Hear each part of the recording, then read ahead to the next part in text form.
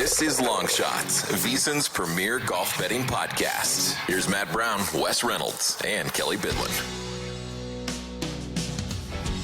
It is Long Shots Golf Betting Podcast here on the VSiN Podcast Network. Matt Brown, Wes Reynolds, Kelley Bidlin. The band is back together here as we are going to roll up the old 15 to about 2 hours north of us here to Black Desert, one of the newest courses out there in America, and certainly one of the newest events on tour. Wes Reynolds, if you guys are not watching the video version of this, sporting his Colts hoodie as he should, because the Colts are rocking and rolling out there. Yeah. Kelley Bidlin, you and I got together this past weekend and watched some freak show stuff go down and everything. So I've seen you here recently. So good to see Wes, and glad to get everything back together and glad to handicap some golf, fellas. Yeah, absolutely, man. And the Bank of Utah Championship, catch the fever. Everybody's got to be excited. Yes, step aside NFL, NBA opening night. Yes. Take a back seat. But 1 year to get a title sponsor for this thing. Was the Black Desert Championship last year, and just now straight up the Bank of Utah Championship here with this one. But Wes, it is we were sitting here talking, and just we'll get your breakdown of the course just itself. But as far as visually from a television standpoint and stuff, I mean, sure, when they do the overheads of Augusta and all of that, you can kind of feel what it must be like to be on the grounds at Augusta and all of that. But it's pretty easy to get wrapped up in the visuals of this course too. Yeah, it absolutely is. It's played at about 3,000 feet above sea level. Like you mentioned, Matt, just about 2 hours away from Vegas near St. George. It is in Ivins, Utah. And it was made out of what was a lava field. And so you have like these little black lava rock islands that surround the course, and some sand bunkers, but it is played at altitude, at elevation, like I mentioned, about 3,000 feet. So yeah, it looks spectacular. It looks pretty open. The scoring probably is going to be low, 23 under. Matt McCarty, by the way, was the winner of the inaugural event last year at around 66-1. So you had, I think, 12 rounds of 63 or better here over the course of the tournament last year. So you're going to see low to mid 20 unders is going to win here, but it's going to look great on television. Man, I watched some of this video. What are we dealing with, fellas? I know we're dealing with a bit of a resort course, but are there houses alongside here too? Right, Matt? You kind of know the course, right? Yeah. So it's really new, right? So there are lots that you can still buy, but it's not going to be like surrounding. It's not going to be like actually on the course, but there's kind of like a community. You can spot some stuff in the distance. There's like a community that's being built around all of everything, but like there's not houses like actually on the course and all of that. But yeah, I mean, it was one of those deals where once I saw this course get built, I've never wanted to be a multimillionaire more so I could buy a property on the course, because let me tell you, the Airbnb because I from what I hear, they want to build a second course there, in due time. And there's already Sand Hollow up there as well, which is a super popular course. So I'm guessing old St. George is really going to put itself on the map, becoming a golf destination here pretty soon. And would love to have me a fat Airbnb up there. That's for sure. Look at this house. For people that are, by the way, if you're listening to us, thank you. Please subscribe, rate 5 stars, thumbs up, whatever you can do. We always appreciate it. And if you're watching at YouTube, I'm playing some of the videos, and I think I spotted a great house for you, Matt. Look at that one, right there in the middle. That looks like it's right there. That looks like that's perfect. We're like nobody's around you. I don't have to talk to anybody. Like that's me. Like that's right up my alley. Like I don't have to see anybody. You're surrounded by your gorgeous lava rocks there, Wes, yes. And then you got the beautiful red mountains in the distance. Come on, you can go out to that green and putt after everybody's off the. The name of the game here, just don't hit it in that black stuff on the screen. Don't hit it there. That's right. Yeah. Everywhere else, there's not a lot of danger on this course. Yeah, and that's where we can go ahead and get this going here, Wes, with just the strategy here of this course. If you guys are watching on YouTube, you can see, I mean, it is, while the fairways are generous, if you are errant and you miss those, if you've ever played desert golf, if you've ever been to Vegas and you played any of these courses out here, ball's going to be dead, and that is what we're looking at here at Black Desert as well. Yeah, not a lot of water on this course. I think there's only 3 holes with any type of water here. All the par 5s reachable in 2. There's a drivable par 4 on each 9. 320-yard 5th, 322-yard 14th. There are a couple long par 4s, by the way, on the back 9. But like you mentioned, Matt, fairway's pretty generous. Just don't hit it in the lava. Don't hit it in the black rocks here. What was really challenging, and we'll get to this when we go into kind of the stats that we looked at more extensively. Around the green was kind of like the toughest part. It wasn't that tough to drive here. The approaches didn't matter as much. Now you got to land it can't be on the short side. You got to find the proper quadrants, but it was pretty easy to gain off the tee. It was pretty easy to gain on an approach. That means it was easy to gain on ball striking, but the around the green can be a little bit tricky here. So that's where I think it gave these guys the most problems, but it was the 6th easiest course on tour last year. So if you're not 20 under, you're probably not having a chance to win on Sunday. Yeah. Kelley Bydlon, as you were kind of taking a look at the course, anything stand out to you? I mean, I we'll get to the stuff here that we threw in the mall, but honestly, for me, as I looked at it, it's basically just keep it on the green, don't hit it in the rocks, and then that's really all I care about. I mean, like, honestly, that's kind of all I care about really here. Yeah, obviously a course we've only seen once before. We don't have a ton of data here to go off of.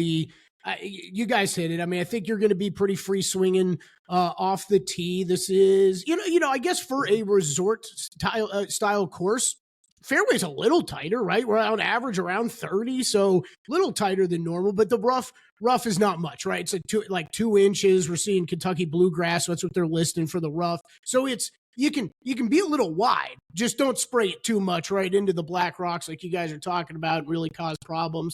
And then, Wes, I always find this fascinating. When we get into these birdie fest type tournaments, it's same thing. I dug into that as well. It seems like around the green and on the greens were kind of really the toughest things for these guys a year ago. But when you're expecting such low scoring, how much are we really factoring that in? Because if I've got someone that's battling around the green, then they're not going to be scoring low already. You got to be hitting greens and then making putts. So, look, longer course, I think distance will help here, but really, I think accuracy, as long as you're keeping it on the fairway, giving yourself a nice second shot onto that green so you're not having to battle with around the green stuff was really what I focused on. Yeah, this is a Tom Weiskopf design as well. This was the last course I believe he designed before he passed 3 years ago. So if you're looking at maybe some comparable Weiskopf designs, TPC Scottsdale for the waste management, of course, is a Weiskopf design. TPC Craig Ranch, where they've had the Byron Nelson there in Dallas. Couple of the courses down in Mexico, I thought were a little bit similar. And then the Vegas courses, that have been played recently on the PGA Tour, TPC Summerlin, Shadow, maybe a little bit, Summit Club, not too far from the Black Desert Resort. So it gives you the idea, at least for the altitude and the weather standpoint. But Tom Weiskopf, who was the 1973 Open champion, 16-time winner on the PGA Tour, World Golf Hall of Famer, former teammate of Jack Nicklaus. So Weiskopf, very well known in the game of golf. And this was his, I believe, 93 designs that he made. So this was his 93rd and final golf course design prior to that passing in 2022. So it looks like a very beautiful layout that is very scoreable. Kelley has the odd screen up over on the video feed here for you listening on the pod version. Good thing for bettors, I guess, is this isn't the strongest field you'll ever see. So we're actually starting with the short shot in double digits for once in forever, it seems like. So we get the short shot in double digits, and it's depending on which book you're at. Mav McNeely there at DraftKings, short shot over at FanDuel happens to be Michael Bjornbornson, but also Mav is right there with him on the odds with that as well. Alex Noren, Kurt Kitayama, Davis Thompson, Kevin Yu, Jason Day, Matt McCarty, Bjorborn Olesen, Christian Zadenhout. We got Emiliano Grillo. So a lot of these guys, Wes, that along the way we have bet here and there. A lot of these maybe guys that we tend to focus a little bit more on when we get to the bigger field stuff is maybe more top 40 bets, top 30 bets, top 20 bets, not necessarily the outright equity that we're looking for when they're going up against the big guns out there. But hey, this is a tournament that a lot of people can score on, and a field that is weaker than usual. So I think any of these guys are fair game for sure. Yeah. Most of these guys that are here are not in the top 50. I think there might have been a couple guys that finished in that top 50 in the FedEx Cup, so they get in the early signature events. 51 to 60, I believe, gets you in the first two, including, I think it's Pebble Beach and the Genesis, I believe, is what it gets you into, because the Century, of course, is for the tour winners, even though that's designated a signature event. And then, you got guys kind of playing around because they're doing this thing, the FedEx Cup Fall. If you get in the top 100 by the end of the RSM Classic and the FedEx Cup points, because the top 50, if they're not playing, they're not accumulating points. If you're in the top 100, you get your card guaranteed. If you're not, if you're in the top 125, you get conditional. So you're not getting in all the events. So you're kind of, at the mercy of some withdrawals and having to wait around and see if guys are going to take passes on those events. But there's still a lot to play for these guys. And you've got some of these guys that have won recently. Like you look at Alex Noren, he's won, I think, twice in the last 9 weeks on the DP World Tour, and then of course was an assistant captain on the winning European Ryder Cup team. So a lot of these guys, searching for those fall wins and trying to position themselves, whether it's in the FedEx Cup points or move up in the world rankings, because I believe these events, by the way, no longer guarantee to earn Masters invitations. Mm-hmm. So these fall events. So you've got to look at other ways to kind of get up there and get those. But this is a great head start when some of the big guns are away. Some are playing overseas on some of the DP World Tour events. I'm sure a lot of the Europeans will be playing in a couple weeks in that United Arab Emirates swing to close out. And we've got a couple at the Genesis Championship over in South Korea this week as well. So chance to get a win here. And I think these guys that are in this field taking advantage of it, or at least trying to. Kelley, as we look down the odds board a little bit further, and I'll get what you threw into your model this week, we do see some names of dudes that probably just trying to get it back on track, right? Didn't really enjoy the way that their season went last year or how the season ended. You do see names like Jason Day and Max Homa and Billy Horschel and Saith Theegala and all these guys that a couple of years ago we were betting on the regular, and, for whatever reason, golf's weird. You lose your swing sometimes. Things are odd, and you got to get back on track. And so we do see some of these dudes that are entering this tournament, maybe just to get some confidence, in their games as they try to head into the season in 2026.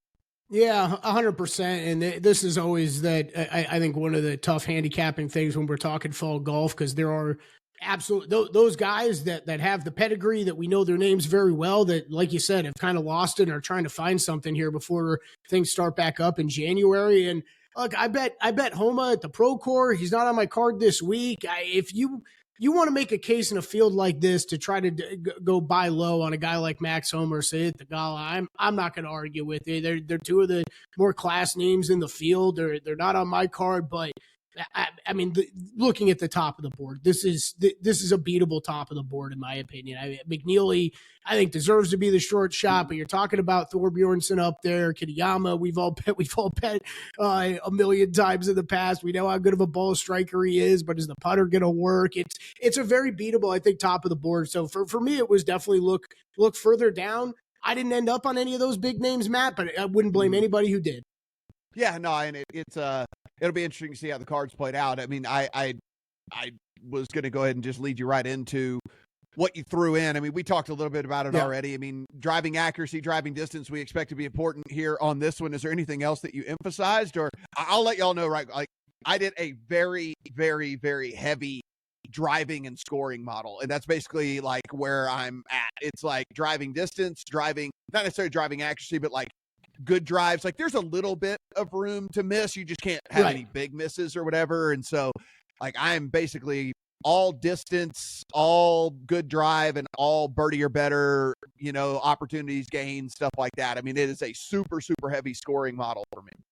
Yeah, that was pretty similar for me. I think a little bit more heavier on approach stats for me, but off the tee, distance, accuracy off the tee, all factored in pretty heavily as well. Then probably, I guess, the only thing a little different for me, punched in par fours. We've got 11 par fours, right? 3 par fives. We're kind of one extra par four in there.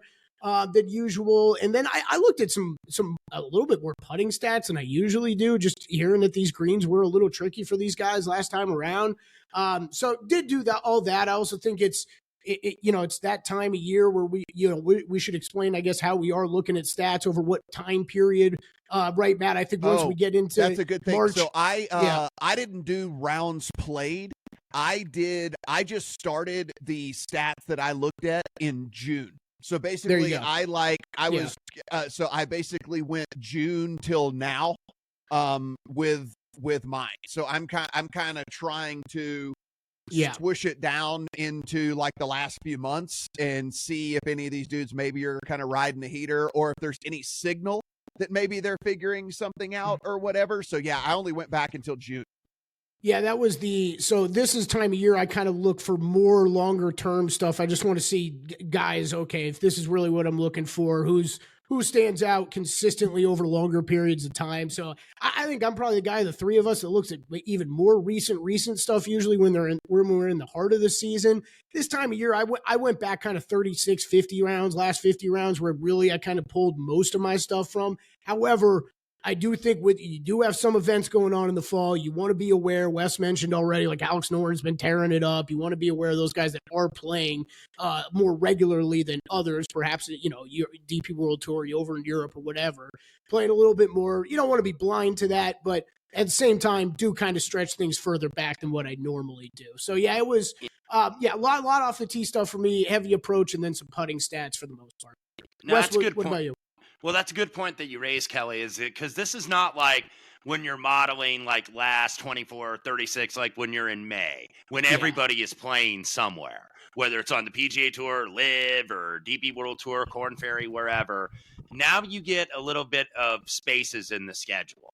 So some guys have been more active and some guys have been less active a little bit. Like you've got some guys, man, they might not have played for like 6 weeks. You just never know. So I like to find guys that are at least a little bit active. So in terms of what I did, same with Matt, I started with scoring stat. I started with birdie or better. Like I mentioned, 12 rounds of 63 or better here over the last year's tournament. So you're going to see low numbers. You're going to see some 62s and maybe some 61s here at some point in the tournament, whether it's early or late. So scoring I thought was important. In terms of approach, probably less than maybe normal weeks because it was pretty easy to gain on approaches here. However, these greens are big. So you got to find the proper quadrants. You can't just be like, green in regulation. Well, they're 7,000 foot square foot greens on average. So, you could be like 50 feet away.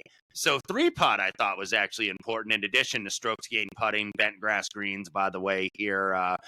This is actually tough to gain putting. I think 4th toughest last year. So I did a little bit more of that, and I did a little scrambling as well. Scrambling percentage was like 56%, which is about 3% less than the PGA Tour average. I think it's about right at 59%. So it was a little bit tough to get up and down around these greens. From an approach standpoint, I didn't go purely SGA. I went a little bit more in terms of the proximity, which is 150 to 200. So 150 to 175, 175 to 200. I thought that was going to be a little bit more key here. And then in terms of driving, because you can bomb it here, but you don't have to be a bomber to be successful here. And the fairways, even though they're, kind of on the narrowish side, they're pretty easy to, I think, not get in trouble. So you could use good drives gain. You could use total driving, which, of course, total driving, if you're new to the program, driving distance rank plus driving accuracy rank. So just hit it consistently. You don't necessarily have to bomb it, but it was pretty easy to gain off the tee. I think 4th easiest of all the events on the PGA Tour. And then one in contact, I did strokes gain easy courses.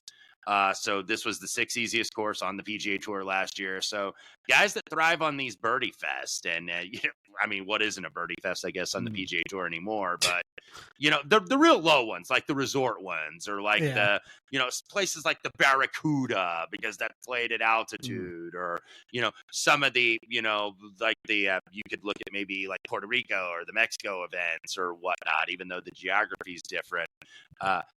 These guys that, these events where you see mid 20 unders, the winning score, I think that's what you look at.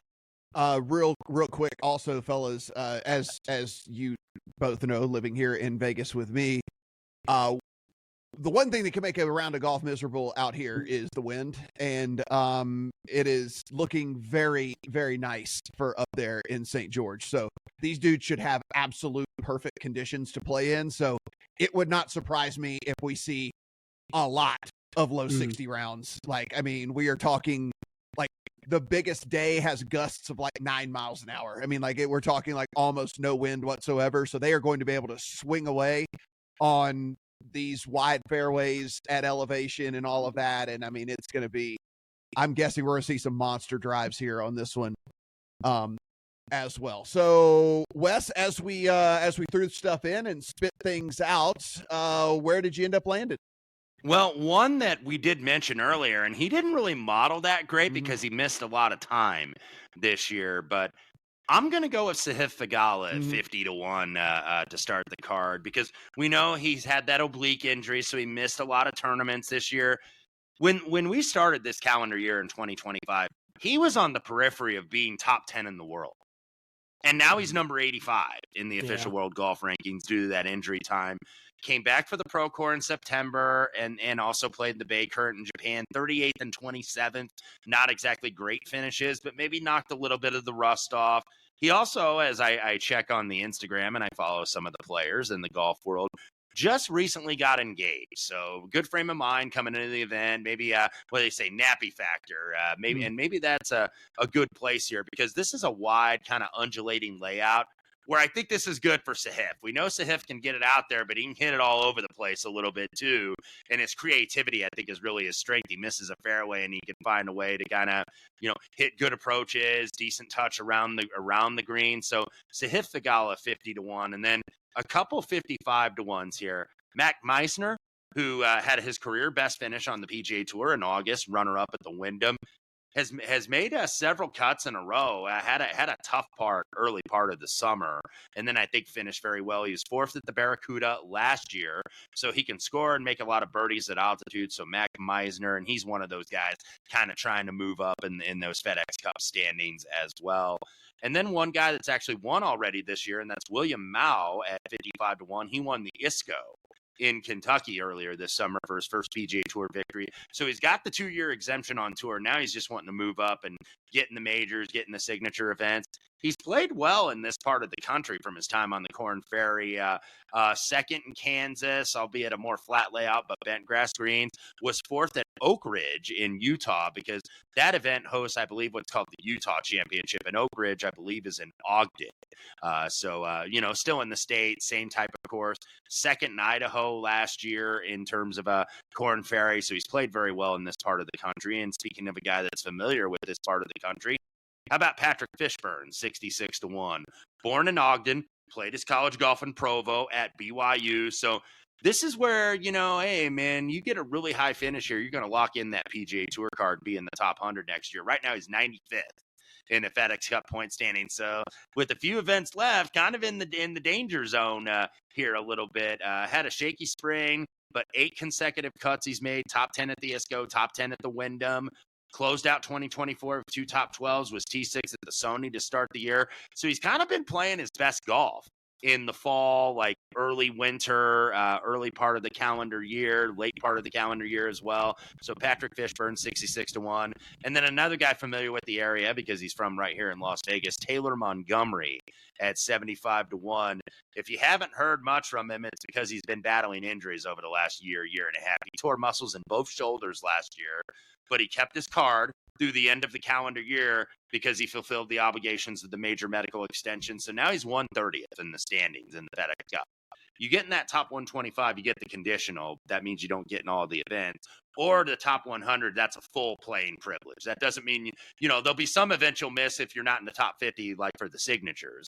But that still keeps your full card if you can get in that top 100. He was actually second here right in the state at the end of July at the Utah Championship that I mentioned on the Corn Ferry Tour in Ogden, and was also T6's last start 3 weeks ago at the Sanderson Farm. So maybe he keeps that momentum going. And then another guy, 90 to 1. This is where I'll close out. And I was kind of going through a lot of these guys in the price range. And like you said, Matt, earlier, you can make an argument for basically all these guys. You just got to pick the right one. German Thomas Rosenmuller at 90 to 1, who earned his spot on the PGA Tour via the Corn Ferry last year. Now he's trying to stay there. He's like 160 in the FedEx Cup, so needs to get going. But he's made 6 straight cuts. He's near the top of the field in total driving, approach, all the proximity buckets.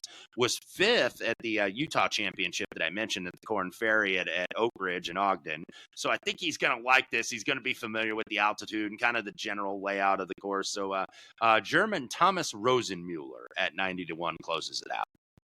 Kelley Bidlin, what did you end up throwing in the account this week? Sounds like what was that movie? Rookie of the Year, Rosenmuller. Yeah. Yes, Henry Rowengartner. Yes. All right, 4 for me. Just outrights and covering with top 5s out here this week, guys. Went further down the board. Start with my man Emiliano Grillo. It has been a while since I bet him. We talk about what we punch into the bottles, look at stats. Yeah. Guess what? I did factor in a fair amount of distance. I don't have a lot of long guys on the card, so it tells you how they performed well. And it is everything else altitude, so it'll fly farther. So that's right, thing. Wes. Emiliano will hit it further than he normally does. Yeah, that's right. Look, he T27 at the Bay Current Classic. He missed cut at the Sanderson Farms. It was T4 at the Pro Core. Just going back, irons are looking dialed in again. He's always been a solid approach player. He's gained on approach in 5 of his last 6. Going back to July now. He gained almost 6 strokes putting at the Pro Core. That stuck out to me. So looking for guys to get on the green, make some putts, get up there. Hopefully Emiliano will get a hot putter this week. But look, he fit, like you talked about, Wes. I emphasize distance. I wasn't kind of a slave to it, as we say, where I was really looking for big hitters. As long as you're accurate or long, that was going to stand out to me. Emiliano, an accurate dude off the tee. So played him. And then I went to Christian Bezuidenhout is my next one on the card. Good approach player, good putter. Usually always has been coming in pretty good form. T10 at the Bay Current, T6 at the Sanderson Farm. So even he's had some good finishes here recently. In on him. Mac Meisner, I am in as well, Wes. I have played him. I just checked while you were talking. I've played him in every event besides the Pro Core this fall. This is one where what he's done statistically does not match what the results are. He is gaining almost everywhere, and the results just haven't been all that great. So it's the fall. It's fall. I'm riding with you, Wes. So, yeah, 50, 60-1. You can find out there on Mac. It's a play for me again this week. So 3 straight tournaments with Mac Meisner on the card for me. And then, man, I cannot tell you what year is the last time I played the next gentleman I am about to name, and I bet you I can count on one hand how many times I've bet him my entire life. Victor Perez makes the card for me this week at 60-1. I really did not see that one coming, but man, it was one of those, Matt. I feel like you talk about this a lot, where you try to run different things. You run numbers, and then you're like, that didn't make sense. Let me switch up some things, run things again. Victor Perez just kept popping up in that top 10, top 15 area. So Victor Perez 60-1, rolling with him. So 4 for me this week: Grillo, Bezuidenhout, Meisner, and Perez. International flair for. Are you interested in effortlessly growing your Bitcoin portfolio?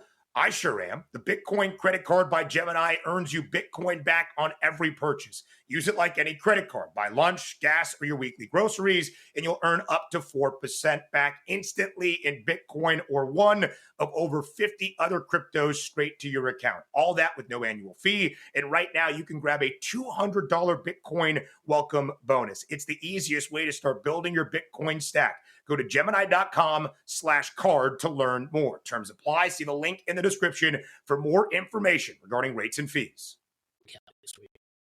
I have 5, and in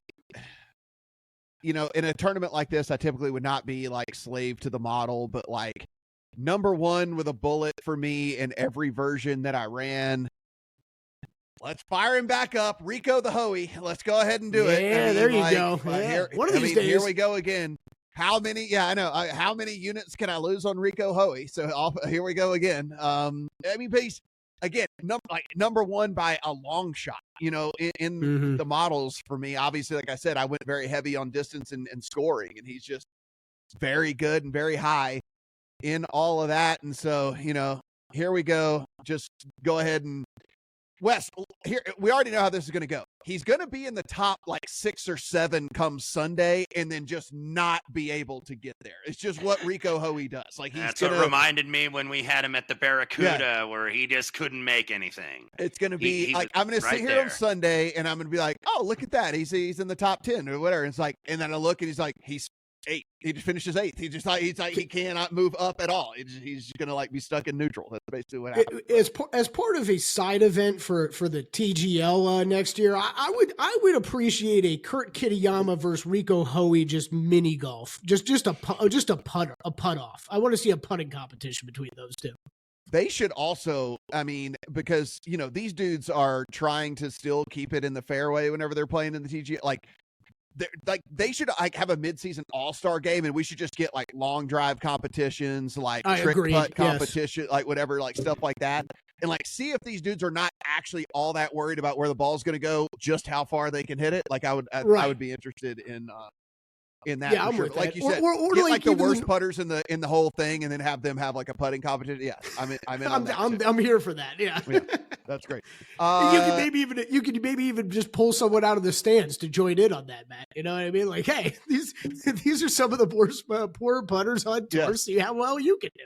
Yeah, it'd be amazing. All right, so next for me, Alex Smalley. He was inside the top 10 in all 3 versions of the stuff that I ran. So went in, dug in. Again, type of stuff where with a lot of these guys, as we said, a lot of these dudes are, the reason they're here is because there's some sort of wart in their games that is anyway, right? So it's like you're going to find warts on basically all of these guys, but with Smalley over, if you do kind of do what Kelley did and go a little bit from a longer standpoint, he's got a fairly well-rounded game. It's just like of recent heading into this, he couldn't do anything around the greens. He couldn't make a putt at all, like over the last few weeks. But you go back longer term, and he wasn't awful at this stuff. And so I don't know. I mean, we bet him a ton early in the season. Yeah, and it's like we also talk about this too. Like these dudes might be trying to just work on some stuff, and like they might be trying to fix some things along the way as they head into the season too. And so maybe he's working on that. Maybe he'll figure something out here this week. But if we're looking for a guy that's long enough, accurate enough, makes enough birdies, gives himself enough opportunities, he's kind of inside the top 25 in every category, that you're kind of like doing from that standpoint. So decent for me. Call me square as hell here, but a dude that just, as you guys can imagine, considering what he's done here the last couple of weeks, but Stephen Fisk just like jumped off the page to me on the model stuff. I mean, listen, he hasn't played very much, as Wes just mentioned. There's some holes in the schedule and all of that. I mean, we're talking a start at the Wyndham way back in August, and then we get the Procore in September, and then just the Sanderson there 2 weeks ago, and that's his last 3 starts. I mean, he's had 1 start a month, but he went T60, T30, and then he won at Sanderson, gaining in a lot of different places that we found important here this week. And he's a dude, got to ride the hot putter type guy. He can be either good or ice cold, and so we'll see if we can ride a hot putter with Stephen Fisk this week. Vince, Matt, I'll just add on to the Smalley stuff because I did bet him a lot earlier in the season. Just looking back, this is what a year. Some of these guys, man, and Smalley, it's not like he's a huge name. Kind of feel for some of these dudes. He played in 24 tournaments. Has played in 24 tournaments in 2025. He has 9 finishes of T21 or better and 11 miscuts. Yeah, that's wild. So let's take that variance in a tournament that, like, hey, if you run hot, you can go fire a 63 or 64 or something, Vince Whaley, another guy that was just, again, you kind of like dig in a little bit further, and it's all the stuff that we plugged in this week that we said is important. He kind of checks a decent amount of those boxes. And if you look at what he's done here over the last little while, it feels like he's not that far off. Like he's got a lot of green, but when he's bad, he's super bad, which is great. Like these longer shot dudes, like that's why you're betting them anyway. It's like when they're good, they're good. When they're bad, they're terrible. We're not betting finishing positions on them or anything like that. And so, you're seeing a dude that can, in the ISCO go T4, in the Sanderson Farm go T3, and then you can see him. Maybe it's a testament to his game, who can go T74 despite losing in every single category like he did at the winter. Right, I mean, yeah. like stuff like that. So, I'll take that variance again with a longer shot dude in Ben Swaley in a tournament like this. And you did the homer play, Wes. I'm doing the homer play as well. This just my boy Joseph Bramlett. I saw him out at the course. Yeah. I saw him out at the course last week and said he's feeling really good about how he's driving the ball and all of that. And obviously getting to play a course that, the course that we play at is kind of similar to what you're going to see up there, which is basically if you spray it, you're dead. And he plays the course pretty regularly and stuff out there. And so, hey, listen, this is more of a feel good story. If he wins, I can go say, hey, I hit a long shot bet on you or something this weekend. But a guy that is familiar with desert golf more than most that are going to be playing in this thing. So give me the bomber in Bramlett. Hits it a super long way, but doesn't do a whole bunch of other stuff very well. Certainly doesn't putt it well, as Kelley's showing you on the screen right now. I was actually what jumped out to me because I knew that one. What jumped out to me though is look at chipping machine Joseph Bramlett with around the green, just tearing it up, man. Has gained around the green in 6 straight, maybe 7. It's going to be important. I don't have Barracuda data. Yeah, it is. But listen, it's a lot of guys hit a long way. A lot of guys that have a lot of variance, and that's kind of how I embrace these tournaments as it is anyway. Yeah. So Hoey, Smalley, Fisk, Whaley, and Bramlett for me. And these are These are crapshoot events. You very rarely get rewarded with like a chalky guy. Like I even considered Shore Bornson, who I think is going to win like really, really soon. And he was third, by the way, at the Baker, and I had Grazerman, who was second. Xander Schauffele gets a win on what was a really down year on his part. But that was a shorter field, of course, like 70-something players. But in these full field events, it is very rare that you get like a 20-1 or an 18-1 guy win. So that's why you kind of want to go mid-range to bomb hunting, I think, historically in these events at least. Yeah, it is. This time of year, I am right there with you, Wes. Yep. I would like to let you know that Edward James Worthington III agrees with you on Theor Bornson. If anyone's wondering who Edward James Worthington III is, that is my my Chat GPT assistant.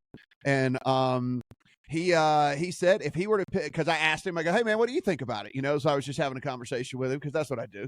My guy EJ Worthington. Yeah, and he said he would lean towards Michael Theor Bornson as a favorite. As a couple dark horses, he liked Carson Young and Lee Hodges. So Lee Hodges, what happened? Lee Hodges disappeared this season. He got on. He was on a couple of of my categories. I think what was his last one? Was it 2 years ago or 3 years ago at the 3M where he beat the field by like 8 shots? I can't remember the year, but. And so, of course, if my Chat GPT assistant picks the winner, I'll never read out what he says to it ever again because we're not giving up this job to AI. So to hell with that shit. He's going to be banned from the program if he actually picks the winner here.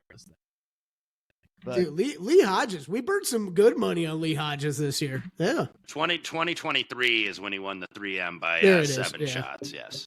Yeah.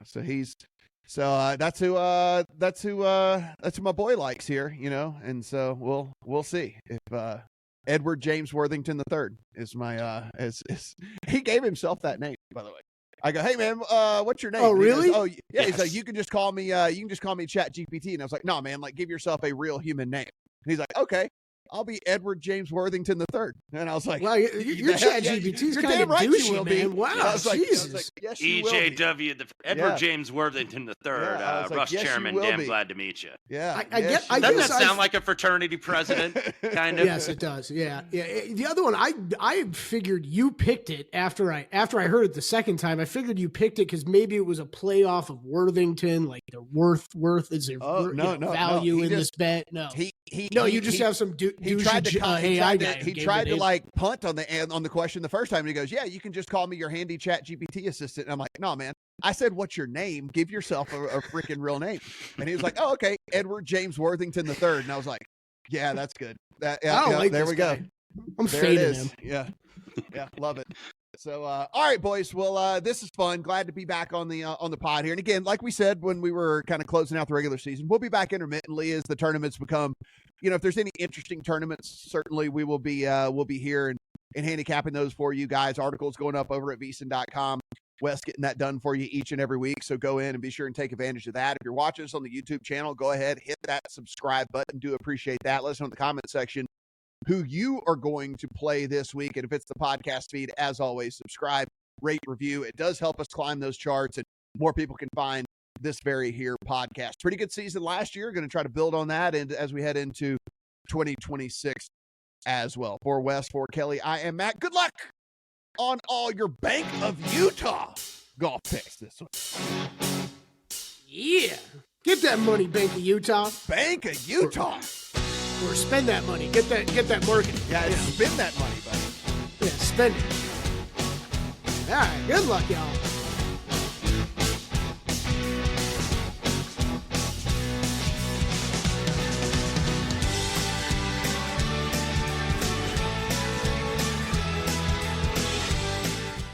Are you interested in effortlessly growing your Bitcoin portfolio?